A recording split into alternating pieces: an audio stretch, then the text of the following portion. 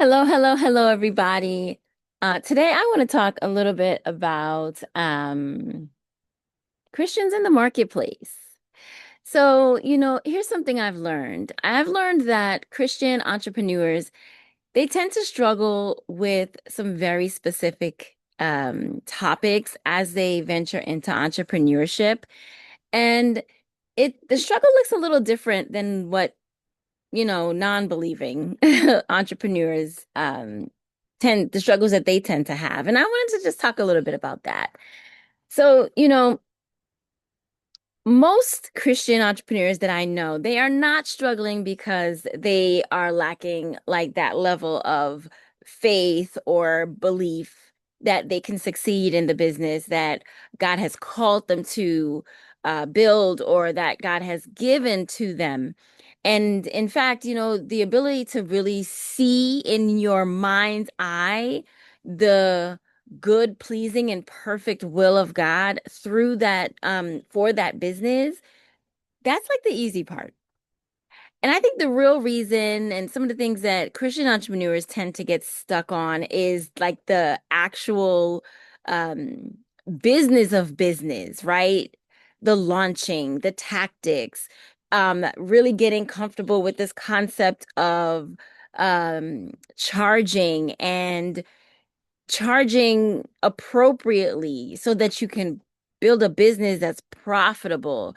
Um, it's more the practical side of business. So today I wanted to really dive into three of what I call silent struggles that I see holding faith-based founders back and kind of the conversations I've had with my clients to help them fix it, or even just the conversations that I've had to have with myself so that I could move forward in my God-given vision and to a more profitable business. So, hello and welcome to my channel. My name is Avery Pink-Lewin. I am a communication and messaging strategist. I'm a certified executive coach, and I'm also a tech systems simplifier. I help Christian entrepreneurs get seen, get paid, and really grow their business without confusion, without um, tech headaches over technology that keeps many, many people from really birthing that business that God has placed in their heart. I've walked this road myself, as I mentioned before, so I know how it feels to be called to build something for the kingdom, but not really begin to see the results as you know that they are possible. And it's really because of that learning curve. So I'm gonna go ahead and just jump right in. And because I'm a messaging strategist, because my background is in communication, I'm totally gonna start with messaging, right? I'm gonna start with messaging because if you never had the system set up, if you never did a Facebook ad, if you never did, all the tactical things, if you've got a strong message, and if you can connect that message to the right people, 90% of your challenges in business and in revenue and in profitability would get solved. So, truly, if your message isn't clear, the right people won't know that you're even out there for them. They won't know what your offer is. They won't even know how to buy. They may be expecting something totally different than what you are saying you're doing in your business. And that misalignment is really going to kill the momentum because it truly drains your energy. It makes you feel like, I don't understand what's really going on. Why is nobody responding? I'm putting myself out there. I'm doing these things that people say to do, this consistency thing. But the reality is your message is kind of muddled. It's jacked up, right? And you're the person that you're talking to just to have no idea what it is that you're saying. And I realized just how important the messaging in business was when I launched my first beta program. I thought my messaging was clear because I was getting a lot of engagement on social media. My live stream viewers were, over time, they continued to grow. My email subscribers were growing. And I was getting clients here and there. So why would I have thought my messaging was off? Now, when I launched my first beta offer, this was back in 2016, and I managed to get 8 people to sign up for this beta. Like, I don't know too many people that can launch their very first product. And I didn't have like this massive audience. I still don't have a massive audience, but 8 people, for by the grace of God, signed up for my beta. And was within like the first week that I realized that I had a slightly different, like all 8 of them had a different understanding of what my program was about. So the program, real quick, was called Launch Out Loud. I still do this program. I've iterated this program. I've learned so much through that process. But that Launch Out Loud beta, I got the 8 folks in there, and let me tell you, one person came because they loved the fact that I said that I was going to walk them step by step to getting their business established. The next person said that they loved the fact that they heard that the website would get updated, and because I also have I've been in business entrepreneur for a very long time. So I also had a web design and graphic design company. So I talked about my web and graphic design background and how what this course would help you to do is to finally finish out your website. So I was talking to people, but the reality is I 8 of them came, and maybe 2 of them were had the expectation that we're very closely tied to what that beta and what that program was supposed to do. Now, remember, this is me with my first program,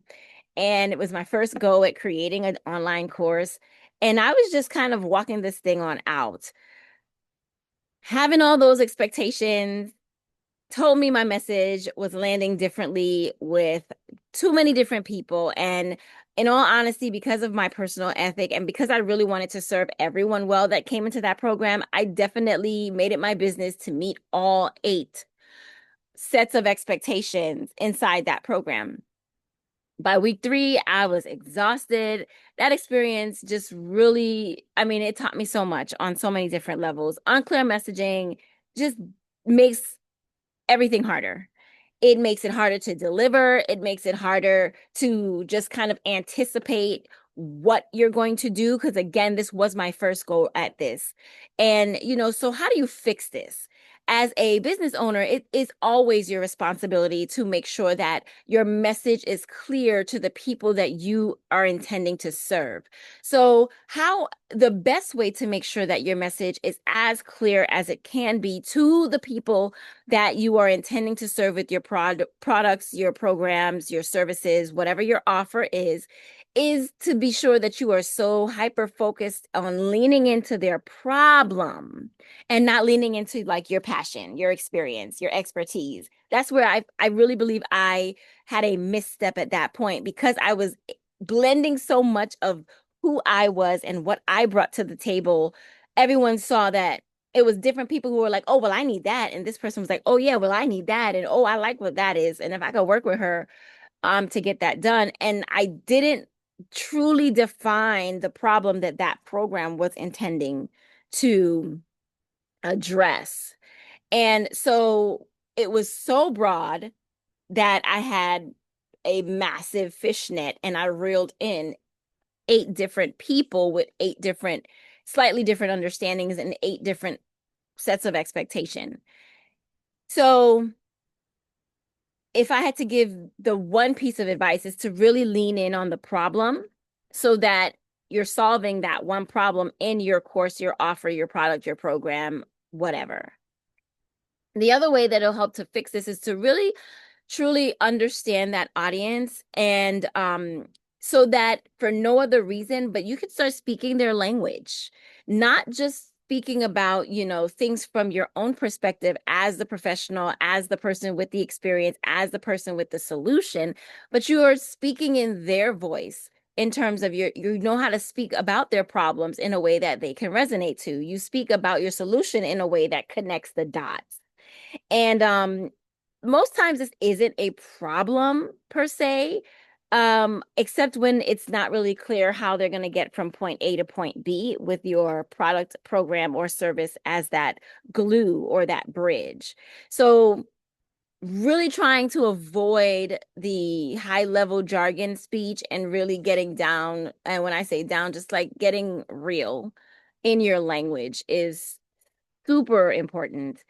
And then lastly, making the transformation obvious so that they know exactly what your offer is meant to do. And when we talk about transformation, it sounds like this like massively big word, but it's really where are they now? Where are they going to go? And how your offer bridged the gap. And when I think back on how I used to talk about launch out loud, I used to, because I was doing this in live stream and a lot of people would come live and ask questions. I would say, hey, that's something that I definitely tackle in the course. Not because I was trying to be a catch-all for everything, but I did touch on a lot because my background spans a lot. But the reality is, I ran the risk of sounding all over the place, and you don't want to do that. You want to be able to be a little more polished. Now, honestly, this all worked out for my good. Everything that I did, like I said, by the grace of God, 8 people signed up, and this beta was $4.99. So my introduction into the world of online courses, I have a different experience. And it's because, I really led with God, what he said to do. After I got over the initial fear, I did that. And the obedience was blessed, right? The obedience was blessed with the response. And I think that's also a key, a kingdom key that, we tend to have. So my experience is very skewed from the average person who's starting a business, because I don't know anybody who's ever ventured to start a business and say, I want to launch my first beta and I'm going to make, it was 500 and it was 8 of them. So $4,000 off the bat, that's not something to sniff at. I'm very proud of that. But on the other side of that, I had a lot of hill to climb. I had a lot of challenges to overcome because I had too many different expectations to meet. So, at the end of the day, if your clients all expect something different from you from the same offer, that's clue number one, huge red flag that your message is all over the place and it's going to cost you. You might get them in the door, but you really want to make sure that you're delivering on your promise, that you're delivering the results, that you're able to really support and help whoever signs up for your course. And it's going to cost you in a lot of time, energy, effort on the back end. So, definitely, I'd love to help you save some of that, or minimize that learning curve for you. The second thing is really that technology piece. And I can't tell you because I'm more of a technologically inclined person. Like I taught myself how to do websites, I taught myself graphic design. And then after I taught myself, I learned enough that I could convince my jobs to send me to school and get certified as a web designer, as a graphic designer. So, you know, if it's something that I want to learn, I'm going to sit down and learn it and figure it out. Everyone is not like that. Tech paralysis, it happens if you're spending way more time trying to figure out what tool to choose, tweaking designs that are, no matter what you do, you're not a designer, they're going to look amateur anyway. No shade. I'm just telling you for real. You know how you can lay out something? I mean, you could just be typing a regular thing and trying to move things around Canva, move your elements around the Canva board, and you're like, wow, this looks good. And then let a professional come behind you, and the spacing and the size and the colors and all of that within 5 minutes can brush up your work, and you'll be like, wow. It's the difference between a professional and an amateur. And I want us to be very real. That's one of the things that I know that entrepreneurs tend to struggle with, is the fact that they think they can do everything. And they think they can do everything as well as a professional, especially when they're trying to bootstrap or trying to, lean their startup or, their business. Listen here, look at here, lean into me. It is never going to look as good as a professional. What you produce as an amateur in graphic and web design will pale in comparison to someone who went to school for it, someone who does it day in and day out, and they get practice on different projects and all the time.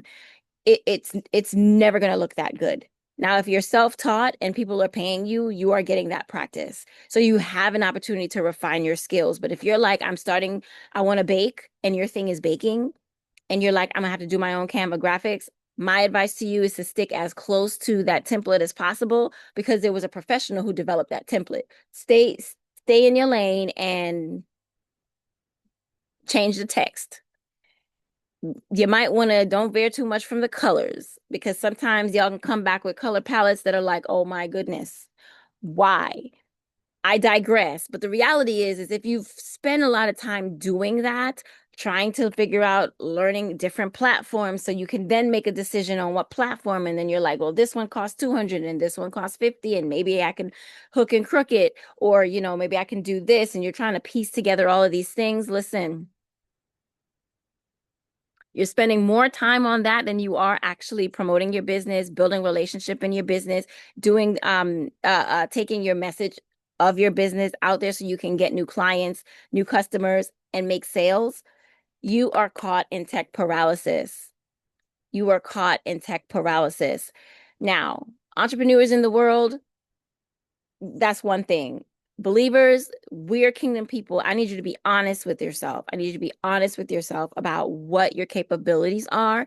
And then from that posture of honesty to say, you know what, I'm not tech capable. Or the other piece of it, maybe you are technologically inclined, but you just don't have the time. You don't have the time. This is the area where scope creep is like a thing. You don't have the time. Stick to your main business, and from that posture, you can develop a plan to try and find some help. Whether you're bootstrapping, whether you have a big business, budget, or you have a very small budget. It's 2025. There's some things out there. It's very possible to get things done. You do not have to do it all. You do not have to do it all. And I am continually preaching to myself, okay? I am preaching to me first. But tech is important, but it is not important enough to impede progress in your business. Okay. So just don't let that be an excuse. Excuses are the tools of the weak and incompetent, and none of us in the kingdom are weak and incompetent. So, I remember when I worked with I've worked I've worked with so many kingdom-minded entrepreneurs who have very good business ideas, incredible offers, bending over backwards to serve their audience. But one of the things that has always, I'm gonna say, grind my gears. Any of y'all like Family Guy? Grind my gears is the fact that they'll rather take months to try to figure out how to use tech and how to leverage tech than to just say, you know what, this is not my thing, and figure out how to lean on the expertise of someone else. So months later down the line, they haven't launched, they haven't made a dime. They're still obsessing over these systems, deciding between website platforms, trying to make the logo perfect. Valuable time that could have been spent having conversations with buyers, getting feedback, launching an offer for the first time, tweaking an offer, making it better, following up with individuals who are buying into their concept, their vision. Um, I've seen folks stall their entire launch just because they can't figure out what platform to use. Here's my advice, and this is the fix. So with every challenge that I'm sharing, I am offering a fix. So the fix for this one is, listen, just start with the simplest tech stack that you can use. Simplest tech stack that you can use. And my recommendation are for four things. You need to get found online. That can be no cost or even very low cost.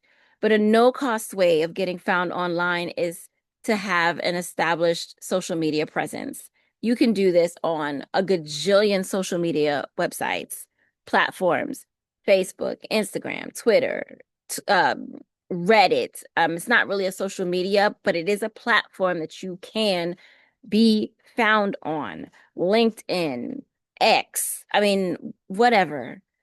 Get found. So, some sort of technology to help you get found. Second, get paid. You are not in business unless you have a way for people to pay you for the product service offer that you are putting out there. You can do this again, low or no cost. PayPal, Stripe. Oh, what's the other one? I mean, there's a ton out there. And I can provide a list of different options, low cost and no cost. Matter of fact, I will go ahead and put together a low cost and a no cost checklist for you. Just go ahead and just um you can always Google this information, but I would have filtered it to the ones that I've recommend because I've used a lot. I've used a lot. So if that's something you would like for me to do, let me know if there's interest. And I'm not talking, it doesn't have to be a gajillion people interested, but if there's something that you would like, just put checklist in the comments and I'll know that somebody out there is interested in that checklist. But you need the second is to just get paid. The third is a way to deliver your offer. Now, this is really where people get tripped up because so many platforms have so many different features um and um and I think sometimes we have to just take a moment, take a step back and say, what is the offer? How do I need to deliver it? But again, there are some no cost and low cost options out there.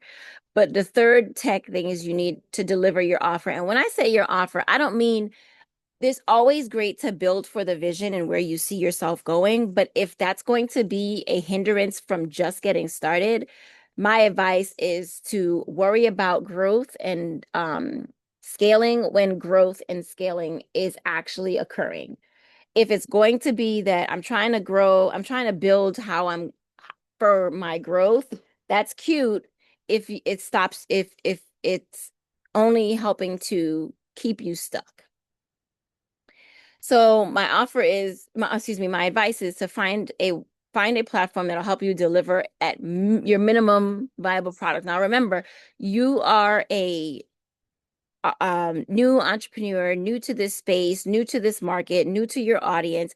There's a lot of guesswork happening. There's a lot of trial and error. I do not want you to spend precious time and resources building to something where your product is your best guess initially. And I am speaking specifically to those of you who are just getting started, who are at the beginning, or who have started, have not seen a lot of traction. So you are at the place where it's a good time for you to assess and figure out how to take your next step.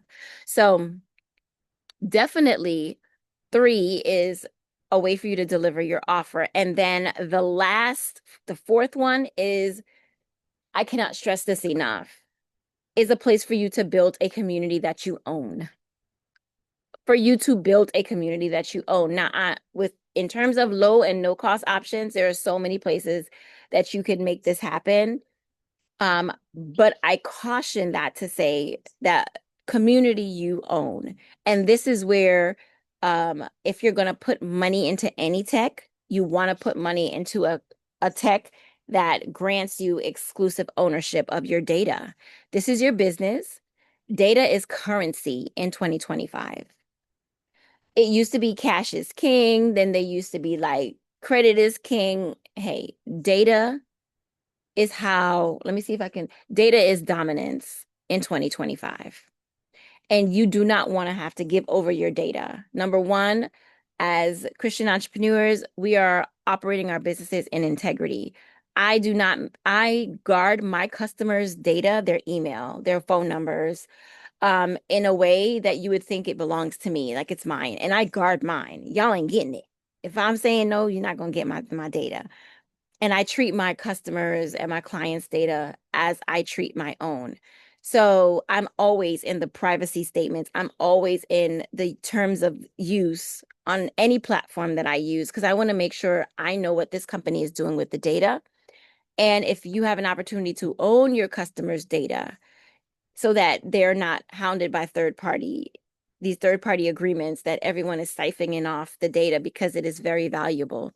But again, for you, There's no one capping you. When you own your community, when you own your data, as believers, listen, we understand some things are going to have to occur that precedes the second coming. And I didn't mean to go there, but I'm going there. We understand that there are end time prophecies that are going to start that have to be fulfilled. And if you are a business owner, your data is going to be how you continue to eat when certain things start shutting down, when certain access points are no longer available to you. You need to own your data. You need to own your data. And you need to make sure that your customers feel very comfortable giving over their data to you and trust that. So you need a platform you can trust. So I have recommendations. I'll put them in that checklist. So again, if you want that checklist, put checklist in the comment. But those are the four things your tech needs to do, especially in the beginning. Yes, it would be cute and cool if you could throw in a podcast and a this, and it can AI and a blah and a dot and a dot, and that's all good and fine. But those are distractions. Your mission is to launch this baby, birth this vision God gave to you, and do it well, and serve well, and operate in integrity. So bare bones, that those four: get found, get paid, deliver your offer, and build your own community. Okay. Build a community that you own. Once your business is up and running, it's bringing in revenue, then you can do that upgrade and move to the next level. But don't let tech be the reason your God-given idea stays stuck. Because let me tell you something, many of us are familiar with the parable of talents. And homeboy was like, yo, I wanted to make sure that I had something to give to you, so I buried it. I buried it. Sitting over here trying to make sure you got the perfect tech setup is just the same as you burying it because the vision is not going forward. The business is not going forward. So do not, if you can, heed this word. Do not allow tech to be your hindrance. My community and my clients never have that as an excuse. The way I function in my business is I've already paid for tech for my customers and my clients to use so that when they're getting started in their business, they get to leverage my tech that I've already paid so that that is no longer an excuse. See, I'm all about we're going to be honest. We're going to operate in integrity. You're going to begin to see you and be like, yeah, I thought it was tech, but I'm actually afraid. And because I took away the tech excuse from my clients and my customers. You know what I'm saying? But I digress. But I just really want to say that tech is not a reason to fail to let the vision fail. Number three, this is a big for everybody across the board, but where kingdom entrepreneurs gets caught up in this one, it's it's a little different. The world talks about this thing called perfection and getting analysis paralysis. There's a different way that I've seen this happen amongst Christian entrepreneurs, and I want to talk about it. So I hate to sound cliche, but faith without works is dead. And we know there was the biblical application of that scripture, but it also has practical application when we're talking about advancing the kingdom, advancing your business idea, advancing your product, your service, getting it out there into the marketplace. Too many Christian entrepreneurs stay in the learning, the praying, the planning, and the all too crippling waiting on God. That is Christianese for procrastination. Okay, that's procrastination in disguise. For years, I wore my business is my ministry badge, and I didn't charge a lot or barely anything because I saw it as a service. I saw it as my ministry, my business as my ministry. One day, God was like, where in my word do you see me give somebody a business as a ministry? Now, of course, it's not in there. I searched for due diligence, but I didn't find it. But I did see references to the enterprising Proverbs 31 woman. who whose house is thriving because of that characteristic of her. That lets me know that she's very savvy businesswoman, and she don't play about her money because her house is thriving as a result of her enterprising, how enterprising she is. So she's collecting her receipts. I realized that I was avoiding that revenue, bringing in revenue, and I was avoiding the things I needed to do to bring in revenue. And I thought it was more spiritual to give everything away. It was more spiritual to take, to sow into every client. Um, in reality, all of that is great and all of that is cute. But when I made the decision and when I agreed with God about accepting the business, I agreed to function as a business, not a ministry. I agreed that the ministry can be my culture in my business, but it can't be how I operate in business because my perception was skewed and it was working against making money in my business, generating revenue, and certainly growing profits. Profit is how we are going to provide for kingdom work. It's out of the abundance where I can then sow provision into kingdom work. And that was a maturing I had to do because for too long, my identity as a business owner and a Christian business owner was stuck in the sowing and the not being greed, not being given over to greed and lust for money and all of that. I'm not saying I've given over to it now, but what I do have is a healthier understanding of the role of business, the culture of ministry in my business, and the need for generating revenue, ensuring a healthy profit and profitable margin in my business so that I can have the provision to support kingdom work. So the fix is really to commit to the actions that are going to generate revenue in your business. And some of those actions that I think, again, Christian entrepreneurs tend to avoid is asking for the money, asking for the sale.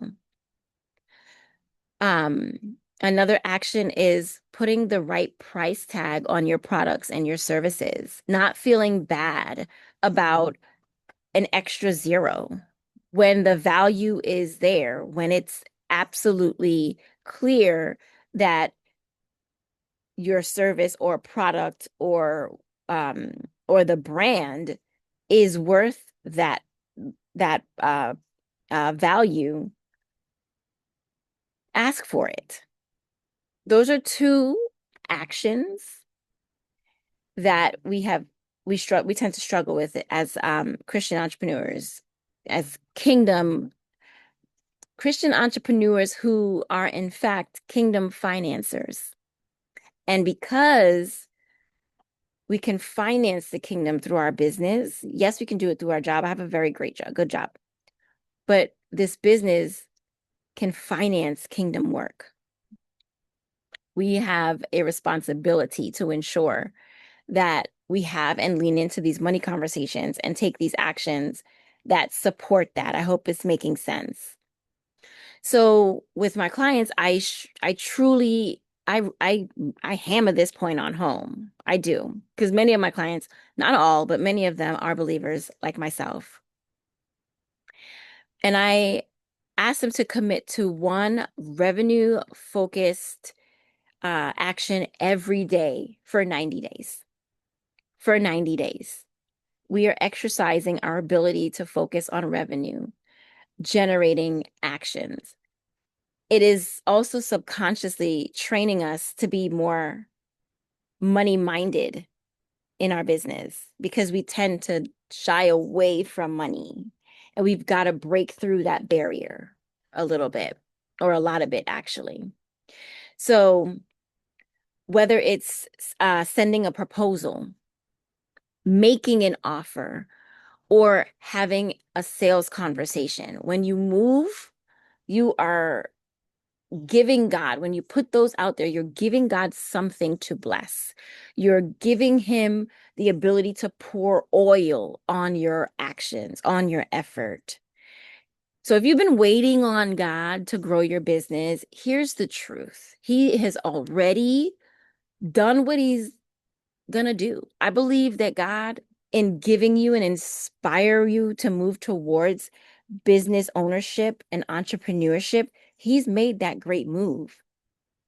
The vision he gave you, now it's you to tag your it and put the action in place to bring that vision to the past. Now, um, uh, the word tells us that he delights in giving us the desires of our hearts.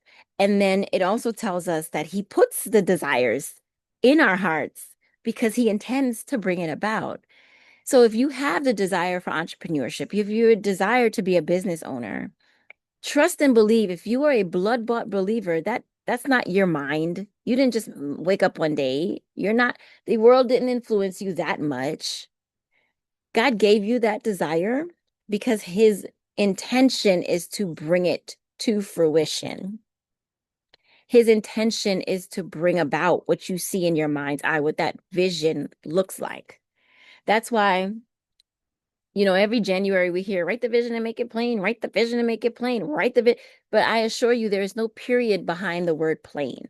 It continues and it says, write the vision and make it plain on a scroll so that he who reads it can run, can take action, can move, can do something behind and with that vision. So, and he will bless your efforts for it. This is just how it works. There's the mechanics of the kingdom. Your victory is secured. We already know that we are on the side of victory. Yes, for eternity. Yes, in our soul and salvation. But he also gave us the charge to dominate and have dominion in the earth. And there's victory with that. Again, I'm speaking to blood-bought believers. I'm speaking to Christian entrepreneurs. I'm hoping to encourage you in faith so that this is a time of preparation for the kingdom. And while rain is falling, it's a good thing to ask for rain in the season of rain. Ask for favor in the season of favor. So in the season of, if I had to liken it to 7 years of plenty, ask for the plenty. Move in the plenty, because when the famine comes, it's the season of famine, right?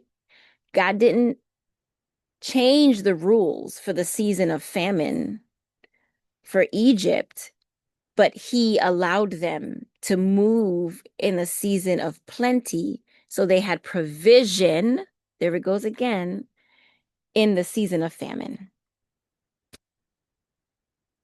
So those are like the three things. And those are the three, I call them um, silent setbacks, because those are often what we pray about in our prayer closet. They don't really get talked about a lot, but we spend a lot of time praying and petitioning heaven with those in those areas.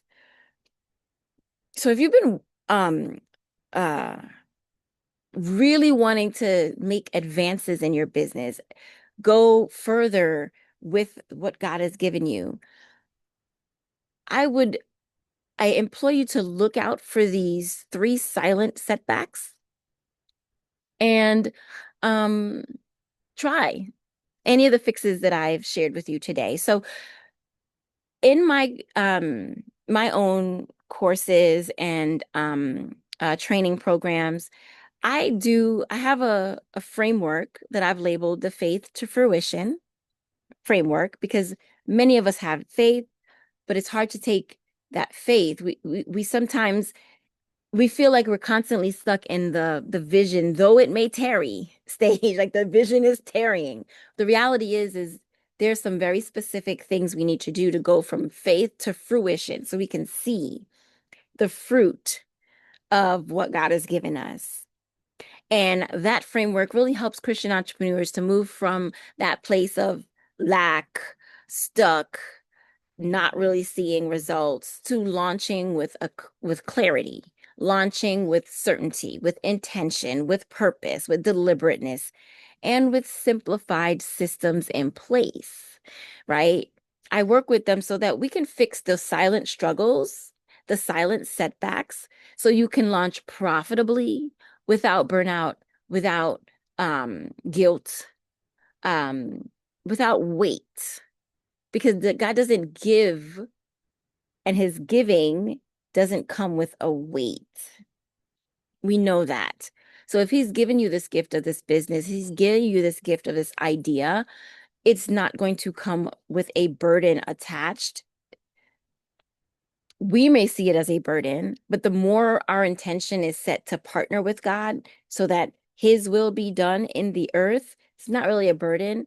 It's it's just a partnership. You're doing your part because he needs us so his will gets done. So um yeah.